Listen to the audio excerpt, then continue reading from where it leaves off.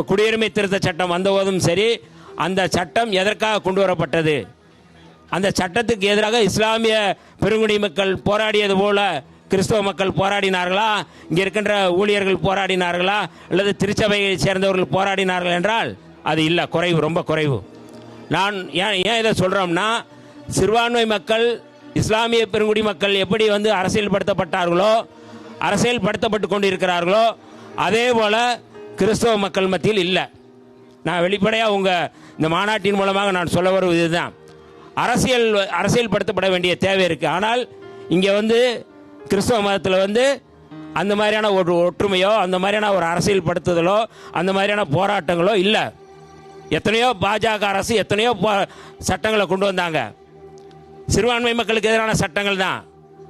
வக்பு வாரிய திருத்த சட்டம் கொண்டு வரும்போது இஸ்லாமிய மக்கள் மட்டும்தான் போராடினாங்க. ஆனால் கிறிஸ்தவ மக்கள் அது குறித்து போராடல, திருச்சபைகள் கூட போராடல. இன்னைக்கு இஸ்லாமியர்களை குறிவைத்திருக்கிறார்கள், நாளைக்கு கிறிஸ்தவர்களை குறிவைப்பார்கள். இன்றைக்கு வக்பு சொத்துக்களை குறிவைத்திருக்கிறார்கள், நாளைக்கு கிறிஸ்தவ சொத்துக்களை குறிவைப்பார்கள். ஆனால் நம்ம வெறுமனே தேவாலயங்களில் ஜெபம் பண்ணுறது அல்லது அது குறித்து கடவுள் இறை தொண்டு நோக்கி போய் கொண்டு இருக்கிறார்கள். ஆனால் இந்த மக்களை அரசியல்படுத்த வேண்டிய தேவை இருக்கின்றது.